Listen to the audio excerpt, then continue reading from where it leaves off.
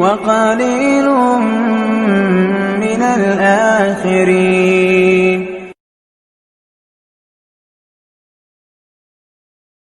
Assalamualaikum warahmatullahi wabarakatuh. Alhamdulillah rabbil alamin, wal aqibatu lil muttaqin, wala udwana illa 'alal zalimin. Asyhadu an la ilaha illallah wahdahu la syarika lah, wa asyhadu anna Muhammadan abduhu wa rasuluh wa safiyyuhu min khalqihi wa habibuh. Nashhadu annahu qad ballagha ar-risalah wa adda al-amanah wa nasaha lil ummah wa tarakana 'ala al-mahajjati al-bayda layluha kanahariha la yazighu anha illa halik. Allahumma jama'na bihi kama amanna bihi wa lam narah warzuqna hawdah wasqina min yadihi syarifati syurbatan la nadma'u ba'daha abada. Allahumma amin. Hadirin sidang jemaah yang dirahmati Allah, judul kajian kita pada pagi subuh yang berbahagia ini tentang Bani Israel, tentang bangsa Yahudi ya dalam sejarah. Sekarang kita baru-baru ini dikejutkan dengan peristiwa yang terjadi di Gaza, peperangan antara bangsa Yahudi dengan kita orang Islam, yang kebetulan terjadi di Gaza.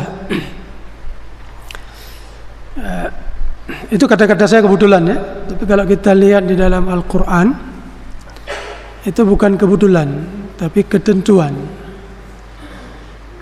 daripada Allah, sebagaimana Allah sebutkan dalam surat Bani Israel, surat Al-Isra, surat Bani Israel, dalam ayat 4 sampai ayat 6 sampai ayat 5 sampai ayat 6 ya. Wa qadayna ila bani Israel, telah kami tentukan. Jadi bukan kebetulan. Wa qadayna ila bani Israel fil kitab, dalam kitab Taurat. Jadi Allah telah menentukan kepada Bani Israel dan disampaikan kepada mereka dalam kitab Taurat mereka. Apa? La tufsidunna fil ardi, kalian itu akan membuat kerusakan, pasti. La tufsidunna, jadi Allah bersumpah di sini. La tufsidunna. Dalam bahasa Arab itu kalau ada lam taukid seperti ini, kemudian nanti di akhir katanya ada nun, itu nun tasdid, itu maknanya sumpah. Sungguh kalian akan melakukan kerusakan di muka bumi. Jadi ini salah satu dari kerusakan yang mereka lakukan. Berapa kali? Marrataini, sebanyak 2 kali. Wala ta'alunna 'uluwan kabira, dan kalian akan merasa takabur, merasa hebat. Coba kita lihat sekarang bangsa Yahudi dengan begitu mudah melakukan kejahatan yang PBB saja mengatakan itu kejahatan, tapi mereka begitu berani. Bahkan sekarang sudah mereka buat protes terhadap sekjen PBB yang terkesan membela masyarakat sipil yang ada di Gaza. Mereka protes. Begitu hebatnya mereka. Wala ta'alunna 'uluwan kabira. Fa idza jaa'a wa'du ulahuma ba'athna 'alaikum 'ibadan lana uli ba'sin syadidin. Salah satu di antara peristiwa yang pernah terjadi kepada mereka akibat kerusakan yang mereka lakukan, Allah mengutuskan kepada mereka itu hamba-hamba Allah, fajasu khilal ad-diyar, yang akan melawan mereka. Makanya nanti mereka pernah diusir dari Palestina itu. Wa kana wa'dan maf'ula, dan itu pasti terjadi. Kemudian thumma radadna lakumul karrata. Kemudian kami kembalikan jatah kepada kalian untuk kalian buat kerusakan lagi. Yang kedua kali, tadi sekali. Ini kali kedua. Thumma radadna lakum. Kami kembalikan kepada kalian al-karrata. Karrata kalau dalam bahasa Arab bola itu artinya kurah. Kurah itu bergulir. Kami gulirkan kembali kepada kalian. Wa amdadnakum bi amwalin, dan kami berikan begitu banyak harta kepada kalian. Dan ini terjadi pada saat ini. Ini saya depan saya ada HP. Pulsa yang saya pakai ini mungkin ada sekian persen lari ke mereka. Kita pakai sampo di rumah, pakai sabun produk Unilever, itu ada persentasenya kepada mereka. Jadi dari kita sendiri menyumbang kepada mereka. Wa banina, dan kami berikan kepada kalian anak-anak laki-laki. Sekarang di Israel itu semua laki-laki tentara. Semua yang berkelamin laki-laki itu tentara. Wa ja'alnakum aktsara nafira, dan kami jadikan kepada kalian aktsara nafira. Nafir dalam bahasa Arab itu, bangsa Israel sekarang enggak banyak dibandingkan orang Islam. Israel mungkin sekitar 6 juta sekarang atau 7 juta. Di luar Israel mungkin sekitar 10 juta. Ya kira-kira paling banyak 20 juta, 30 juta. Tapi kenapa mereka bisa menguasai? Karena ketentuan Allah, wa ja'alnakum aktsara nafira, dan kami jadikan kalian ini bisa menarik orang, mendorong orang. Nafira, mendorong orang lain untuk membantu kalian. Dan ini yang terjadi.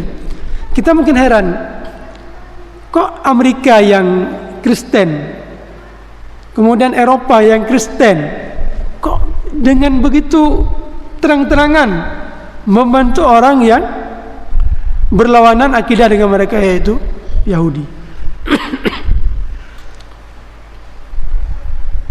Itu ketentuan daripada Allah. Kenapa? Ya, untuk dijadikan sebagian dari kita sebagai syuhada. Allah ingin menguji kita. Siapa di antara kalian yang berjuang? Siapa yang bertahan? Siapa yang justru kebalikannya? Ada yang kita sedihkan saudara-saudara kita dalam kondisi seperti ini, bahkan mereka membuat kita pesimis. Masa mereka para pejuang Palestina sudah tahu Israel itu lebih kuat, kenapa mereka masih melawan? Itulah, kalau kita nggak sanggup melawan, biarkan mereka melawan, biarkan mereka syahid. Kalau kita tidak mau syahid, cuma kita di sini mendoakan mereka. Judul kita tentang Bani Israel, orang Yahudi dalam sejarah. Bangsa Yahudi itu ada 3 penyebutan terhadap mereka. Yang pertama Banu Israel, karena diambil dari kakek mereka yang bernama Ishak, Yakub bin Ishak bin Ibrahim. Yakub bergelar dengan Israel. Isra dalam bahasa mereka itu sama dengan bahasa Arab Abdun. Il sama dengan Tuhan. Jadi Israel itu Abdullah, hamba Tuhan. Atau juga ada yang mengatakan Isra itu pilihan. Jadi Israel pilihan Tuhan, pilihan Allah. Itu ada yang mengatakan demikian. Kemudian Yahud, mereka dinamakan juga dengan Yahudi. Itu ada 2 alasan. Al-Hud dalam bahasa Arab itu juga dalam bahasa Ibrani itu artinya taubat. Jadi mereka pernah menyebutkan pada saat mereka bertaubat, inna hudna ilaik, kami bertaubat. Maka mereka disebut dengan bangsa Yahudi, yaitu bangsa yang bertaubat. Kemudian ada juga yang mengatakan dinamakan dengan Yahud, diambil dari salah seorang dari nama anak dari Nabi Yakub, yaitu Yahuda. Yahuda. Jadi dalam beberapa pengucapan dzal itu termasuk dalam bahasa Arab juga ya. Seperti dalam Quran surat Yusuf, wadzakara. Artinya asalnya dari zakara. Jadi dzal itu diucapkan dengan dal. Kadang-kadang seperti itu dalam pola bahasa Arab. Mungkin demikian juga dalam pola bahasa Ibrani, yang sama-sama mereka mirip antara bahasa Ibrani dengan bahasa Arab. Bahkan ada kesimpulan yang mungkin lebih cocok sebagaimana yang pernah saya baca, bahwa asal usul bahasa ini adalah bahasa Arab, kemudian berpecah menjadi beberapa bahasa, salah satunya adalah bahasa Ibrani. Yahuda yang kemudian dibaca Yahuda, jadi dinamakan dengan bangsa Yahudi dengan penamaan Yahud karena salah satu dari anak Nabi Yakub namanya Yahuda. Kenapa kok Yahuda? Kenapa enggak disebut dengan Yusuf misalnya, atau Benyamin, atau Syama'un? Kenapa kok Yahud? Secara sejarah, dari sekian 12 anak Nabi Yakub itu, dari 4 orang istri ya. Istri yang pertama namanya Laya, itu ada 6 orang anak. Ada Syama'un, ada Yahuda, ada Lawi, kemudian ada 3 lagi saya nggak ingat. Kemudian dari istri yang kedua, adik dari Laya, karena dulu dalam syariat dulu boleh menikah oleh seorang suami, istri dan adik perempuannya boleh pada saat itu. Namanya Rahil. Rahil ini melahirkan 2 orang anak, Yusuf dan Benyamin. Kemudian masing-masing dari kedua mereka punya 2 orang budak, punya budak perempuan. Laya ini punya budak perempuan dan diberikan hadiah kepada Nabi Yakub. Kemudian Nabi Yakub menikah dengan budak ini, melahirkan 2 orang anak lagi. Kemudian Rahil ini juga punya budak perempuan, dikasih hadiah juga kepada Nabi Yakub. Dulu orang dulu seperti itu.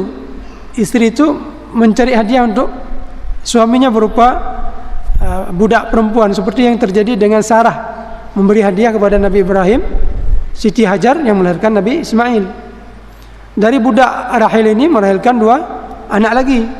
Jadi jumlahnya semua 12 orang. Jadi istri yang pertama tadi 8 ya, bukan 6. Kemudian dari budaknya 2, ya betul 6. Kemudian dari budaknya 2 orang jadi 8. Kemudian Rahil 2 orang jadi 10. Dari budaknya 2 jadi 12 orang semua anak Nabi Yakub. Salah satunya Yahuda. Kenapa gelar bangsa Yahudi disebut dengan Yahuda? Diambil dari salah seorang anak dari Nabi Yakub yang bernama Yahuda, bukan dari Benyamin, bukan Yusuf. Karena Yahuda ini disebut dalam sejarah, beliau adalah tulang punggung keluarga di masa hidup Nabi Yakub. Jadi Nabi Yakub itu apa saja keinginan beliau sampaikan kepada Yahuda. Kemudian setelah Nabi Yakub wafat, Yahuda ini berperan sebagai pimpinan dalam keluarga. Bahkan nanti beliau menjadi raja. Dari anak-anak beliau ini, anak Yahuda ini yang nanti menjadi raja. Satu kerajaan dulu. Kemudian di kemudian hari pecah menjadi 2 kerajaan. Kerajaan kalau sekarang berada di tepi barat dekat Yordania, itu bagian utara dari Palestina. Kemudian itu disebut dengan kerajaan Daulah Bani Israel, Yahud. Kemudian kerajaan yang kedua adalah kerajaan Daulah Israel. Jadi ada 2 kerajaan setelah nanti mereka pecah, ada Daulah Yahud, ada Daulah Israel. Nah, kalau Yahud ini ibu kotanya Yerusalem. Kalau Daulah Israel ini ibu kotanya As-Samirah. Itu salah satu kota yang ada di Nablus ya, itu bagian utara dari Palestina itu.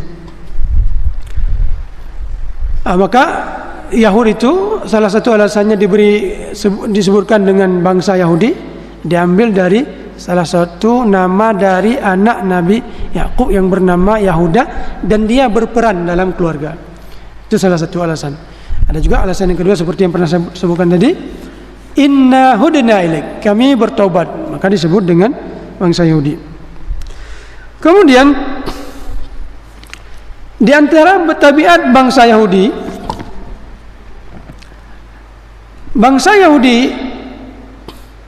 itu punya tabiat yang disebutkan dalam Al-Quran, suka membunuh para nabi. Makanya dalam Al-Quran diabadikan, wa idh qultum ya Musa lan nasbira ala ta'amin wahidin fad'u lana rabbaka yukhrij lana mimma tunbitul ard min baqliha wa qissaiha wa fumiha wa adasiha qala atastabdiluna alladhi huwa khairun billadhi atastabdiluna alladhi ihbitu misra dzalika bi annahum kanu, ini yang mau kita sebutkan, dzalika bi annahum kanu yaqtuluna an-nabiyyin. Jadi mereka, tabiat mereka itu suka gemar membunuh para nabi. Dan ini disaksikan oleh istri Rasulullah SAW yang bernama Safiyah. Safiyah seorang istri Rasulullah SAW yang berkebangsaan Yahudi. Kita heran ya, Safiyah seorang perempuan. Dalam peperangan Khaybar, beliau ditawan oleh Nabi SAW. Ayahnya dibunuh, yang bernama Huyai bin Akhtab. Pamannya Abu Yasir bin Akhtab dibunuh. Kemudian suaminya Ibnu Mashkam dibunuh. Tapi selesai dibunuh, ketiga-tiga mereka, suami, ayah, paman, menerima Rasulullah SAW sebagai suami. Mungkin kalau kita tanya sama wanita di sini, maukah kalian dipinang atau dinikahi oleh orang yang baru saja membunuh ayahmu, membunuh suamimu, membunuh pamanmu? Mungkin para wanita ini akan menjawab, tidak mungkin. Tapi Safiyah mungkin. Ada apa? Karena Safiyah pada saat Rasulullah SAW hijrah dari Mekah ke Al-Madinah Al-Munawwarah, beliau melihat ayah dan pamannya datang ingin berjumpa dengan Muhammad yang katanya Nabi. Karena dalam akidah bangsa Yahudi mereka mengimani akan datang Nabi terakhir. Makanya mereka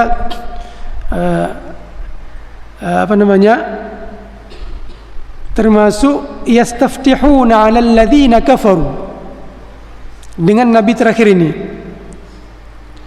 Kalau mereka berselisih dengan bangsa Arab pada saat itu, apa yang mereka lakukan? Ya Allah, bantulah kami dengan keberkahan Nabi yang akan datang, yaitu Nabi Muhammad SAW, Nabi terakhir. Yastaftihuna 'alal ladzina kafaru falamma ja'ahum kafaru bi. Ketika Nabi itu sudah datang, kafaru bi, mereka justru tidak beriman. Jadi mereka sudah mengimani. Makanya ketika mendengar berita datang seseorang yang mengatakan dirinya Nabi, beliau datang, ayah dari Safiyah ini dengan pamannya datang ingin melihat, ya, betul nggak ini Nabi? Setelah dilihat, ternyata kesimpulan yang ada di hati ayah Safiyah ini, Huyai bin Akhtab, betul beliau ini seorang Nabi. Tapi karena kebencian beliau, Nabi nggak mau dari bangsa Arab, harus dari bangsa Israel. Ketika pulang dalam kondisi cemas, kondisi sedih, duduk berbicara dengan adiknya Abu Yasir dan didengar oleh Safiyah. Apa bunyi pembicaraannya? Bagaimana? Ya? Bagaimana pendapatmu tentang Muhammad itu yang katanya Nabi? Kemudian ayah dari Safiyah, Huyai bin Akhtab, mengatakan, iya, Nabi dia. Kemudian ditanya oleh Abu Yasir, apakah ada tanda-tandanya? Ada tanda-tandanya. Nanti saya akan sebutkan dan antara tanda-tandanya yang disebutkan juga di momen yang sama oleh Abdullah bin Salam, nanti ulama bangsa Yahudi. Kemudian sekarang apa reaksi kita sekarang apa? Adawatan ma baqaitu. Aku memusuhinya selama aku masih hidup. Coba lihat, tadi sudah diakui iya seorang nabi. Kemudian ada tandanya? Ada tandanya. Kemudian apa reaksi kita? Adawatan ma baqaitu. Dan dialog antara kedua mereka ini didengar oleh siapa? Oleh istri Nabi sallallahu alaihi wasallam, Safiyah. Makanya ketika terjadi peperangan di perang Khaybar di tahun ke-7 Hijriah, kemudian ayahnya Huyai dibunuh, pamannya Abu Yasir dibunuh, suaminya dibunuh. Kemudian setelah dibunuh ditawan oleh kaum muslimin, kemudian diambil oleh Rasulullah sallallahu alaihi wasallam dan diminta, kamu mau jadi istri saya? Kalau mau jadi istri saya merdekakan. Mau. Kenapa mau? Karena beliau sudah mendengar pembicaraan yang terjadi antara ayah beliau sendiri. Jadi ini seorang nabi, tapi dimusuhi. Jadi oleh beliau ini yang pada saat perjalanan pulang ke Al-Madinah Al-Munawwarah dari Khaybar, dilihat oleh Nabi sallallahu alaihi wasallam ada bekas pukulan di pipi beliau. Ditanya oleh Rasulullah sallallahu alaihi wasallam, ini kenapa nih? Ini dipukul oleh ayah saya. Kenapa? Karena saya pernah bermimpi dan mimpi itu saya ceritakan kepada ayah saya. Mimpinya saya di suatu ketika didatangi oleh rembulan yang ada di daerah Madinah masuk ke kamar saya. Jadi tafsir dari mimpi itu dipahami oleh ayah saya itu Muhammad yang akan datang menjemput beliau, maka ditampar. Makanya beliau tidak heran ya, kenapa begitu mudah menerima tawaran untuk jadi istri Rasulullah SAW. Kemudian yang kedua, Abdullah bin Salam, salah seorang sahabat Nabi SAW yang berbangsa Yahudi, sama dengan seperti ayah Safiyah pada saat datang Rasulullah SAW ke Madinah dan mendengar cerita Muhammad pengaruh Nabi. Beliau datang ingin tahu betul apa Nabi ini. Datang beliau dan bertanya, ya Muhammad, saya akan melontarkan 3 pertanyaan, dan 3 pertanyaan ini tidak bisa dijawab kecuali oleh seorang Nabi. Pertanyaan yang pertama, apa di antara tanda kiamat? Pertanyaan yang kedua, apa makanan yang pertama sekali dimakan oleh penduduk surga? Pertanyaan yang ketiga, kenapa kok bisa ada anak laki-laki, kok bisa ada anak perempuan? Rasulullah meminta untuk dipending, tidak bisa menjawab. Ya, tidak bisa menjawab sampai datang malaikat Jibril. Setelah malaikat Jibril datang dan memberitahu jawaban kepada Rasulullah SAW dan memanggil kembali Abdullah bin Salam. Jadi Rasulullah bukan membaca dulu ya, saya baca dulu di kitab Taurat, di kitab Injil, enggak. Dalam majelis yang sama, cuma diminta untuk dipending. Kemudian setelah datang malaikat Jibril, dipanggil Abdullah bin Salam. Abdullah, hadza Jibril. Ini Jibril datang memberitahu kepada saya jawaban. Jibril, hadza aduwan li Bani Israel. Jadi Bani Israel itu bukan hanya bermusuhan kepada para nabi, juga bermusuhan dengan malaikat Jibril. Maka dalam surah Al-Baqarah, qul man kana aduwwan li Jibril fa innahu, gimana ya? Nazzalahu ala qalbika bi idznillah musaddiqa. Katakan wahai Muhammad kepada mereka yang memusuhi malaikat Jibril. Jadi mereka memusuhi malaikat Jibril. Jawaban yang pertama, di antara tanda-tanda kiamat, narun tahsyurun nasa minal masyriqi ilal maghrib. Ada kobaran api yang membuat orang-orang nanti mengungsi dari arah timur ke arah barat. Itu Itu salah satu jawabannya. Salah satu dari tanda-tanda kiamat. Kemudian yang kedua, makanan yang pertama dimakan oleh penduduk surga adalah ziyadatu kabidil hud, bagian yang lebih yang ada di empedu atau hati ikan paus. Itu makanan yang pertama yang akan dimakan oleh penduduk surga. Bukan daging, bukan kurma, bukan susu, bukan madu, tapi bagian yang lebih yang ada di hati ikan paus. Al-hud ini bisa diartikan paus, bisa juga diartikan ikan, ya, bagian yang lebih yang ada di hati ikan. Kemudian yang ketiga, kok bisa ada anak laki-laki dan ada anak perempuan? Rasulullah menjawab, idza sabaqa ma'ur rajul fal waladu li abihi wa idza sabaqa ma'ul mar'ati ma'ar rajuli fal waladu li ummihi. Jadi dalam sperma itu ada dua unsur, ada unsur X dan Y. Dalam biologi seperti itu. Jadi kedua unsur itu saling berlomba-lomba untuk tiba di ovum. Kalau yang dimenangkan X, maka anaknya akan menjadi perempuan misalnya. Kalau yang memenangkan perlombaan itu, berenang itu, kalau mikroskop itu seperti merenang mereka, maka anaknya akan menjadi laki-laki. Jadi iza sabaqa, Rasulullah menggunakan kata-kata sabaqa jika dimenangi, musabaqah. Kemudian oleh Abdullah bin Salam mengatakan apa? Betul jawabannya. Karena Abdullah bin Salam ini salah seorang dari bangsa Yahudi yang punya kelebihan dari segi keilmuan, ulama dari bangsa Yahudi. Dan reaksi beliau beriman kepada Muhammad SAW, kepada Rasulullah SAW. Beda dengan ayah dari Sofia. Apa bedanya? Ini ulama yang ingin mencari kebenaran. Ini adalah politikus yang ingin mencari kekuasaan. Jadi kekuasaan pimpinan, ya, pimpinan kabilah. Jadi bahayanya Muhammad jika Nabi dapat kerajaan pada kekayaan. Nah, sedangkan ini ulama nih, jadi nggak ada maslahah. Makanya beliau menerima, ayah dari Sofia tidak menerima. Kemudian apa kata Abdullah bin Salam? Ya Rasulullah, ini setelah beriman di majelis itu berimannya. Ya Rasulullah, innal yahuda qaumun buhud. Jadi bangsa Yahudi ini bangsa yang buhud, bangsa yang jahat. Ini kesaksian dari Abdullah bin Salam, qaumun buhud. Jadi Rasulullah, jangan beritahukan kepada mereka bahwa saya sudah masuk Islam. Tanyakan dulu kepada mereka siapa saya.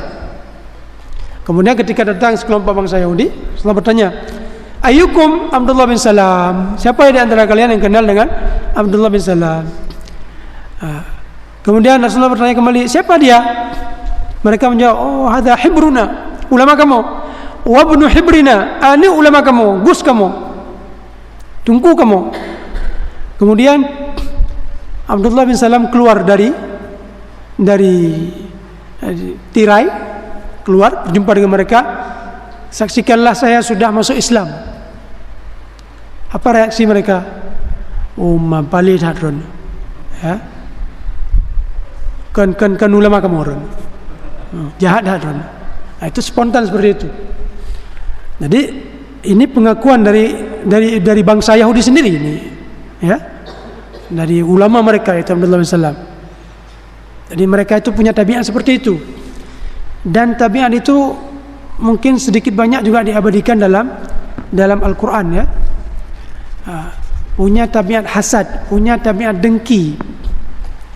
Dan ini apabila kita lihat dari sejarah yang lebih dalam lagi, ini dimulai sejak perkawinan ternyata. Dulu Nabi Yakub punya keinginan ingin melamar seorang wanita namanya Rahil, adik dari Laya. Kenapa? Karena Rahil ini orangnya baik, salihah, lembut, cantik. Sedangkan ayahnya tidak memberi izin menikah dulu sama kakaknya yang bernama Laya. Kakaknya jelek, disebutkan oleh Ibnu Katsir dha'ifatul an-nadhari. Jadi otaknya lemah, enggak pintar. Ini bisa diartikan dha'ifatul nadhar, bisa diartikan enggak pintar. Bisa diartikan juga enggak, pandangannya lemah. Ya. Tapi bila cocok kayaknya pintar. Kurang pintar, enggak seperti adiknya Rahil. Kemudian qabihatul manzar, wajahnya jelek. Disebutkan seperti itu, bukan ucapan saya. Oleh Ibnu Katsir, qabihatul manzar. Sedangkan Rahil ini cantik. Untuk bisa menikah dengan Rahil harus menikah dulu dengan kakaknya. Dengan terpaksa beliau akhirnya menerima untuk menikah dengan kakaknya ini yang secara hati nurani, secara perasaan tidak cinta. Ya. Kemudian mahar pernikahannya bekerja sama Nabi, sama ayahnya selama 6 tahun. Itu mahar orang dulu seperti itu. Seperti mahar Nabi Musa ketika menikah dengan anak Nabi Syu'aib, bekerja selama 8 tahun. Nabi Yakub bekerja selama 6 tahun. Setelah selesai 6 tahun, beliau menikah kembali dengan Rahil dan disyaratkan lagi harus bekerja lagi 6 tahun lagi. Kerja lagi. Kemudian dari perkawinan dengan yang pertama itu melahirkan 6 orang anak. Kemudian dengan Rahil melahirkan 2 orang, Binyamin dan Yusuf. Nah, ternyata Binyamin dan Yusuf ini karena ibunya dicintai, maka ini berefek kepada anaknya, ya, termasuk tingkah laku anaknya. Mungkin beda dengan anak dari ibu pertama, tapi anak dari ibu kedua ini membuat ayah ini jatuh cinta, jatuh hati, senang, ya, senang sekali. Dan ini menimbulkan kedengkian dari anak-anak yang pertama, dan diabadikan kisah itu dengan sangat lengkap dan terperinci dalam surat Yusuf. Kenapa ayah kami sangat cinta kepada li Yusuf, kepada Yusuf dan wa akhi wa nahnu usbah, padahal kami lebih banyak, kami 6 orang, Yusuf cuma 2 orang, kok lebih cinta kepada mereka? Timbul sakit hati, dibuat perencanaan. Ya abana malaka la ta'manuna ala Yusuf wa inna lahu lanasihun arsilhu ma'ana gadan yarta wa yal'am wa inna lahu lahafidun. Wahai ayah kami, berikanlah izin untuk Yusuf untuk jalan-jalan sama kami, bermain-main. Kami akan bermain-main di sana, akan menjaga Yusuf. Padahal mereka membuat perencanaan untuk membunuh Yusuf. Kemudian Lawi, salah seorang di antara keluarga dari abang Nabi Yusuf, dari ibu yang pertama, memberi usulan, jangan dibunuh, tapi dilempar ke sumur aja. Makanya Lawi ini dia jahat, ya, tapi ada baiknya juga. Dia mencegah untuk tidak dibunuh, tapi untuk tarham lang menteng mati, untuk mudah-mudahan nauri yang cok, ya. Makanya ini menjadi pelajaran juga bagi kita, kadang-kadang yang kurang, kadang-kadang pesimis kita, ya. Ayah kita orang baik, tidak baik. Ibu kita juga kadang-kadang tidak baik, bahkan keturunan kita dari ke atas itu enggak baik. Nyolong mungkin je kurang baik, mungkin, ya. Dari 6 anak Nabi Yakub dari ibu yang pertama ini, ada dari mereka nanti yang menjadi nabi dari keturunan mereka, Nabi Sulaiman, Nabi Daud. Jadi dari ayah kakek mereka yang punya watak pembunuh, tapi dari mereka nanti melahirkan para nabi juga. Nabi Khalifah Ar-Rasyidin yang kelima itu Umar bin Abdul Aziz. Kemudian bin Marwan bin Hakam. Hakam ini dalam sejarah Islam ini orang yang tidak baik ini. Kemudian dari keturunan ibu dari Umar bin Abdul Aziz ini, kita ketahui Umar bin Abdul Aziz bergaris keturunan dari Sayyidina Umar, dari kalangan ibu. Siapa ibu, nenek dari Umar bin Abdul Aziz, dari ibunya, yang punya niat ingin mencampuri susu dengan air. Makanya Sayyidina Umar ketika di suatu malam meronda menyaksikan dialog antara seorang wanita yang salihah dengan ibunya yang tidak saleh. Ibunya memaksa anaknya untuk mencampurkan susu dengan air untuk dijual. Sang anak menolak, jangan ibu, ini perbuatan tidak baik. Umar jatuh cinta kepada anak ini dan menikahkan anak beliau Asim dengan wanita ini. Wanita ini coba lihat, orang baik tapi ibunya tidak baik.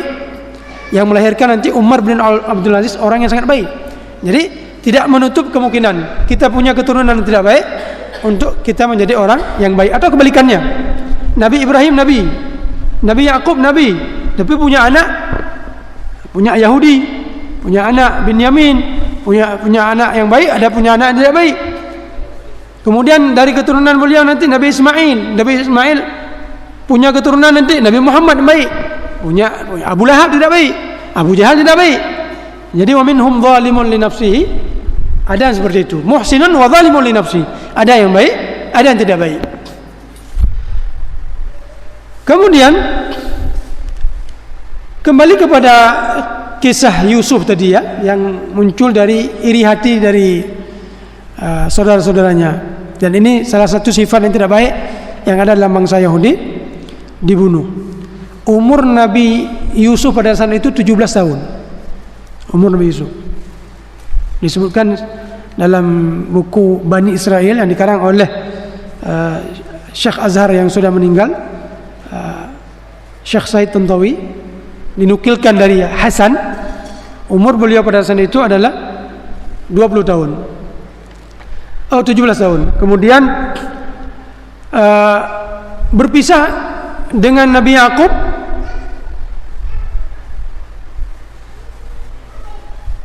selama 80 tahun.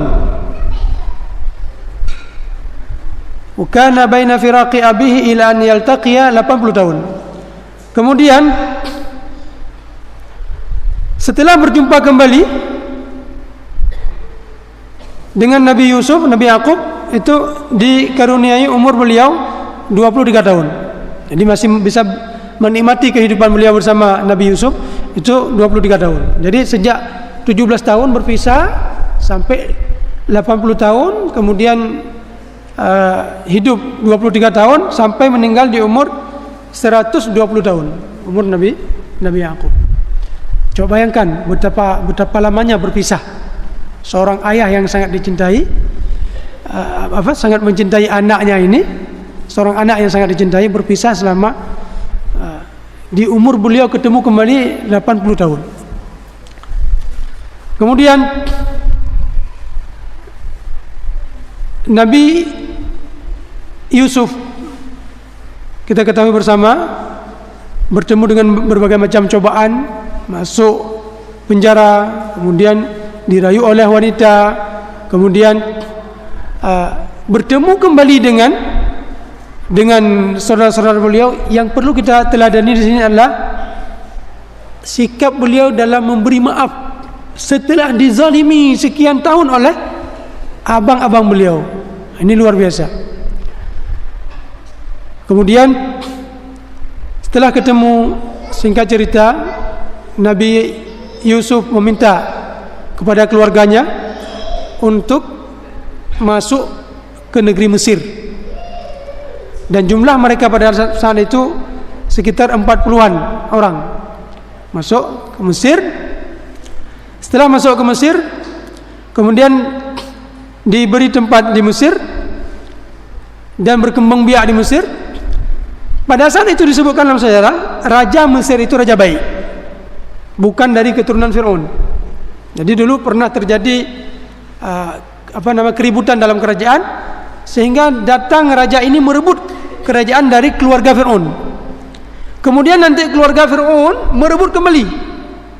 Jadi raja ini pada saat merebut kerajaan dari keluarga Fir'aun, kemudian tak lama kemudian muncul Nabi Yusuf dan dekat dengan Nabi Yusuf dan keluarga Nabi Yusuf, dan keluarga Nabi Yusuf mendapat kemuliaan kedudukan di dalam kerajaan raja ini, menimbulkan sakit hati oleh bangsa Mesir. Dan ketika nanti direbutkan kembali kerajaan oleh masyarakat Mesir, maka dibalas dendam terhadap Bani Israel, dijadikan budak, disakiti, disiksa, dibunuh. Makanya Allah utuskan Nabi Musa untuk mengeluarkan Bani Israel dari Mesir kembali ke Palestin. Setelah tiba mau masuk Palestin, Nabi Musa mengajak mereka untuk masuk. Mereka tidak mau. Dengan alasan di situ ada raja yang zalim, kami enggak masuk. Idhab anta wa rabbuka faqatila inna hauna qa'idun. Berangkat engkau dan Tuhanmu saja yang berperang. Kami tidak mau. Kemudian Allah beri hukuman kepada mereka selama yatihuna fil ardi 40 sana. Selama 40 tahun terkatung-katung di padang pasir, tidak bisa masuk ke negeri Palestin, ke Baitul Maqdis. Itu cara Allah untuk meregenerasikan. Jadi generasi para budak itu enggak cocok. Cara berpikir mereka itu sudah terbiasa dengan kemewahan. Budak kok bisa mewah? Budak itu memang enggak mewah, dia budak. Diperbudak ya. Tapi orang yang diperbudak ini punya perasaan dendam, perasaan sakit hati, punya perasaan yang tidak baik, tidak murni, tidak jernih. Makanya ketika nanti mereka melahirkan keturunan baru selama 40 tahun di padang pasir itu, menghasilkan keturunan baru yang jernih. Maka dari keturunan itu baru nanti datang nabi baru, Nabi Yusha bin Nun, dan berhasil merebut kembali Baitul Maqdis. Dan dalam sejarah mereka, dalam keyakinan mereka sampai abad 19, mereka masih punya keyakinan. Nah, ini saya ingin kaitkan dengan kejadian sekarang. Sampai abad 19, masyarakat Yahudi masih berkeyakinan tidak boleh kita masuk ke negeri Palestin sampai nanti datang Nabi terakhir. Jadi Nabi terakhir nanti akan bersama-sama kita merebut kembali, masuk kembali ke negeri Palestin. Selama Nabi terakhir itu belum datang, enggak boleh secara keyakinan mereka untuk masuk ke negeri Palestin. Kenapa? Karena Allah memberikan hukuman kepada mereka. Jadi mereka mengakui bersalah dan Allah berikan hukuman kepada mereka. Salah satu dari bentuk hukuman itu, mereka tidak boleh masuk ke Palestin kecuali nanti ketika datang Nabi terakhir. Ternyata Nabi terakhir enggak kunjung datang. Sudah datang tapi mereka tidak beriman. Itu Nabi Muhammad SAW. Kalau mereka beriman, mereka sudah berada di Palestin. Tapi karena mereka tidak beriman dan mereka punya keyakinan, akidah mereka, tidak diizinkan untuk masuk ke Palestin. Sampai ketemu dua kepentingan. Ini juga takdir daripada Allah. Wa qadaina aktsara nafira tadi. Bangsa Eropa setelah menjajah kawasan timur, negara kita, negara Timur Tengah, dan kita bangsa Indonesia dan bangsa-bangsa lain berhasil melawan penjajahan, dan mereka terusir harus kembali ke negeri mereka, ke Eropa.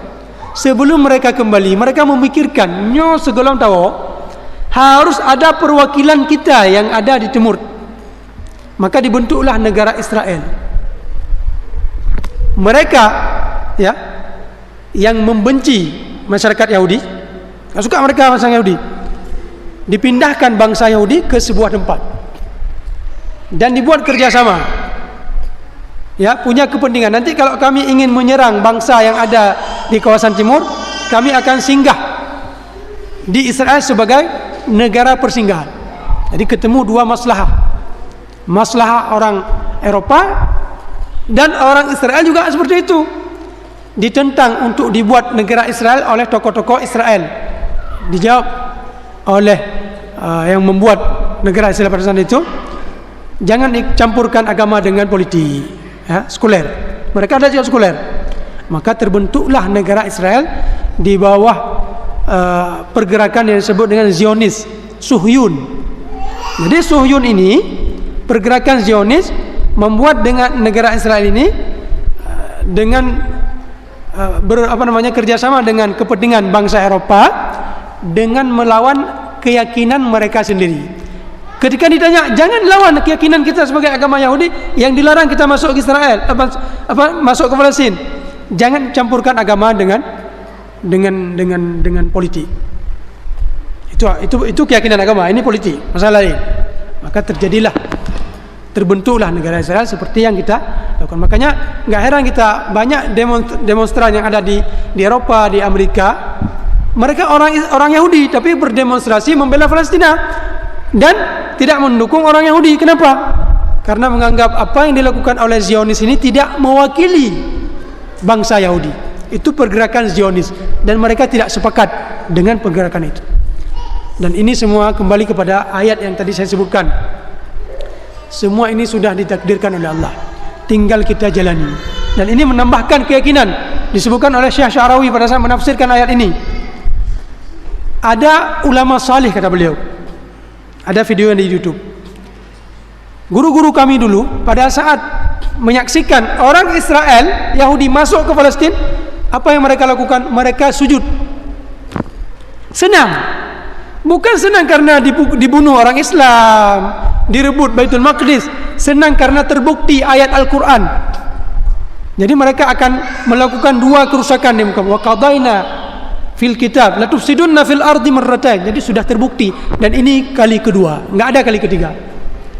Berarti kalau, dan nanti ada sebuah hadis, ya, dan dari hadis ini bisa kita pahami bangsa Yahudi akan terus berada di situ sampai datang suatu ketika pohon-pohon batu-batu akan berbicara, ya Muslim, hadza Yahud warai faqtulu. Itu mau kiamat. Tapi tugas kita umat nyobaknya hadis pegah lagi amat tika. Mendang lu kupreh mendang. Di sinilah kita berjuang. Pada saat ada saudara-saudara kita yang berjuang terbunuh syahid, jangan justru kita menyepelekan mereka. Kait depu Israel kuat, kenapa juga melawan? Ada seperti itu. Ada di grup saya, kawan-kawan saya, begitu respon mereka, kait depu Israel ini kuat, nggak ada tandingannya dengan Hamas dari segi kekuatan. Kenapa mereka lawan? Biarin mereka lawan. Mereka syahid. Kita di sini mendoakan dan memberi bantuan. Kalau kita nggak sanggup, diam aja. Nah, itu yang perlu kita lakukan. Itulah barangkali yang mungkin bisa kita sampaikan. Mohon maaf sudah terlalu panjang. Mudah-mudahan ada faedah yang bisa kita tukarkan. Lebih dan kurang saya mohon maaf. Wabillahi taufiq wal hidayah. Wassalamualaikum warahmatullahi wabarakatuh.